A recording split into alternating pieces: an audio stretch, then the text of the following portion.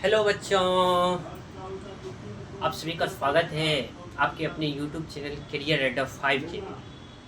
आशा करता हूँ कि आप लोग स्वस्थ होंगे, मस्त होंगे।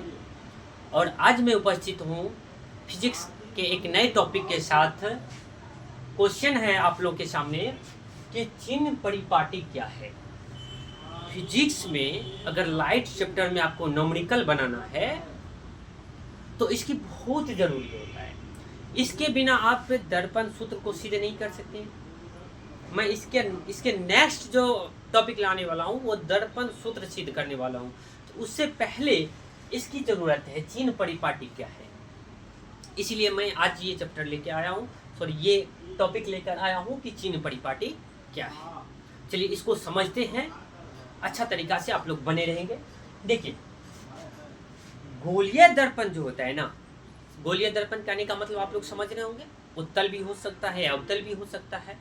तो गोलीय दर्पण में प्रतिबिंब कभी दर्पण के आगे तो कभी दर्पण के पीछे बन जाता है, कभी उल्टा तो कभी सीधा बन जाता है। तो इस स्थिति में अंतर स्पष्ट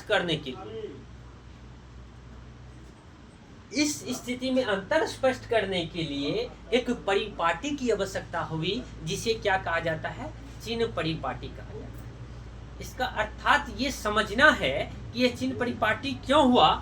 तो अब एक चीज बताइए, जैसे कोई दर्पण है, ठीक है, दर्पण है, दर्पण में कभी ऐसा देखे होंगे कि दर्पण में कभी प्रतिबिंब इधर बन जाता है तो कभी प्रतिबिंब आगे ऊपर बन जाता है, कभी प्रतिबिंब दर्पण के पीछे बन जाता है, ठीक है। तो इस स्थिति में ये आप कैसे पता करेंगे कि ये जो प्रतिबिंब की दूरी है इसको कहाँ से मापा जाए, यहाँ से यहाँ मापा जाए कि यहाँ से इधर मापा जाए, है ना। तो इन्हीं सब चीज़ों को स्पष्ट करने के लिए हमें एक परिपाटी की आवश्यकता हुई, जिसे बच्चों क्या कहा जाता है, चिन्ह परिपाटी कहा जाता है। इसके अकॉर्डिंग देखिए, इसके अकॉर्डिंग क्या है, सभी दूरियां ध्रुव से मापी जाती है। ध्रुव कह रहे हैं तो इसका मतलब आप लोग समझ रहे होंगे कि अगर मान लीजिए कोई दर्पण है बाबू, कोई दर्पण है, मान लीजिए कि ये एक अवतल दर्पण है। अवतल दर्पण का आपको पता होगा कि ये ध्रुव है, ये ध्रुव है।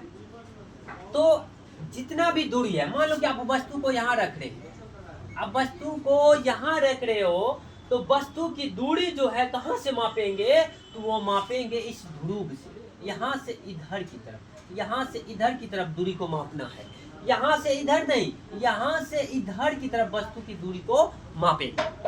यही कर सभी दूरियां ध्रुव से मापी जाती है, चाहे वस्तु, चाहे प्रतिबिंब यहाँ हो, चाहे कहीं भी हो, कहीं भी हो, लेकिन प्रतिबिंब को या वस्तु को जिस या फोकस दूरी को हो, कि कोई भी चीज हो, उसकी जो दूरी मापेंगे ना, वो मापेंगे कहाँ से बाबू, ध्रुव से मापेंगे। पहला पॉइंट। दूसरा पॉइंट ये है कि आपतित किरण के दिशा में मापी गई दूरियां, आपतित किरण के दिशा में मापी गई दूरियां धनात्मक होती है। इसका अर्थ क्या हुआ कि जैसे आप एक चीज बताओ कि आपतित किरण, किरण इधर से इधर की तरफ, किरण इधर से, आपतित किरण ये हुआ ना, किरण तो हमेशा इधर से इधर, ऐसा नहीं है कभी कि हम किरण को इधर से डाल दें।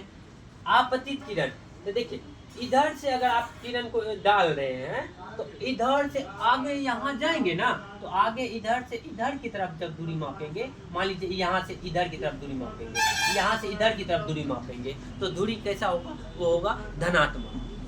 ठीक है, फिर से सुनो बच्चों, क्या बोल रहे हैं कि अगर आपतित किरण मतलब इधर से इधर की तरफ जब दूरी मापेंगे तो वो कैसा होगा, धनात्मक होगा। और दूसरी बात ये कहा है कि आपतित किरण के विपरीत दिशा में, यहाँ क्या कह रहा है बच्चों, विपरीत दिशा में, अगर आप ये जो आपतित किरण है इसके विपरीत मापेंगे, यहाँ से इधर दूरी मापेंगे, तो वो होगा ऋणात्मक। वो कैसा होगा, ऋणात्मक होगा। क्या ये बातें समझ में नहीं आया? तो अब एक समझाने की प्रयास हम कर रहे हैं, आप टेंशन मत लीजिए, समझाने की प्रयास हम हद तक करेंगे आपको और समझाएंगे भी। अब एक चीज बताओ, आप लोग ये चीज मान लो दर्पण, आप लोग ग्राफ पढ़े होंगे ना, ग्राफ तो पढ़े हैं ना, ग्राफ पढ़े हैं, इस तरह से ग्राफ होता है कि नहीं? ग्राफ इस तरह से होता है कि नहीं? होता है ना इस तरह से ग्राफ। तो ये ग्राफ का मान लीजिए ये मूल बिंदु है, जिस मूल बिंदु को दर्पण में ध्रुव कहते हैं। ये ध्रुव जो है ना, इस ध्रुव से आप चलो ग्राफ की बात कर रहे थे ना, ग्राफ आपको पता है ना, यहाँ से इधर की दूरी ग्राफ में धनात्मक होती है, यहाँ से इधर की दूरी ग्राफ में धनात्मक होती है, यहाँ से इधर जो मापते हैं वो धनात्मक होता है, और यहाँ से इधर ऋणात्मक होता है, यहाँ से इधर भी ऋणात्मक होता है। ये बात ग्राफ में पढ़े हैं ना। तो कहने का मतलब यहाँ से इधर की दूरी जो भी होगा, अगर मान लो वस्तु यहाँ रखे हैं तो यहाँ से इधर की दूरी जो होगा ना, वस्तु की दूरी जो होगा माइनस में होगा। मान लो कि अगर प्रतिबिंब यहाँ है, प्रतिबिंब यहाँ है, तो यहाँ से इधर की दूरी कैसा होगा बोलिए? धनात्मक होगा कि नहीं?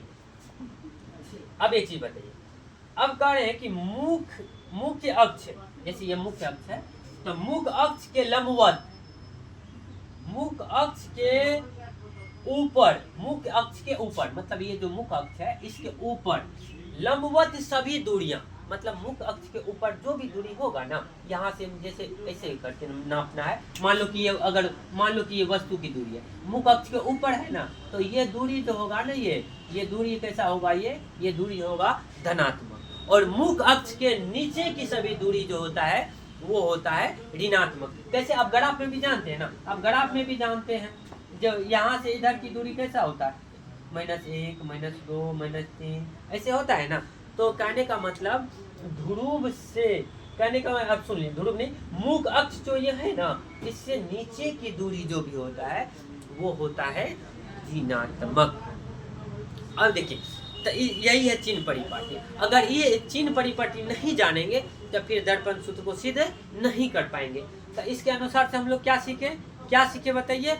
ये सीखे बच्चा कि दूरियां जो है हमेशा कहाँ से मापा जाता है? वो ध्रुव से मापा जाता है। दूसरा पॉइंट ये है कि आपतित किरण, मतलब किरण इधर से इधर की तरफ, आपतित किरण की दिशा में मापी गई दूरियां कैसा होता है बता दीजिए बच्चों। ये देख लीजिए, आपतित किरण की दिशा मापी गई दूरियां धनात्मक होती है, और उसके विपरीत दिशा में आपतित किरण, जैसे किरण इधर से इधर, इसके विपरीत मापेंगे तो वो होता है, उसकी दूरी होता है ऋणात्मक। और मुख्य अक्ष के ऊपर लंबवत सभी दूरियां धनात्मक, और मुख्य अक्ष के नीचे लंबवत सभी दूरियां वो ऋणात्मक होती है। तो आशा करते हैं कि आप लोग चिन्ह परिपाटी को अच्छा से समझ गए होंगे और इसको अच्छा से आप याद रखेंगे। ठीक है, अगले दिन हम लेके आएंगे आप लोगों के लिए दर्पण सूत्र, और वो आपको गारंटी लेते बहुत मजा आएगा। और 5 नंबर का क्वेश्चन होता है, दर्पण सूत्र 5 नंबर में पूछा जाता है, तो उसको अच्छा से समझाना है। तो इसके लिए आपको ना ये चिन्ह परिपाटी याद करना होगा। आशा करते हैं कि आप लोग कल क्लास में ये चिन्ह परिपाटी जरूर याद करके आएंगे। Thank you.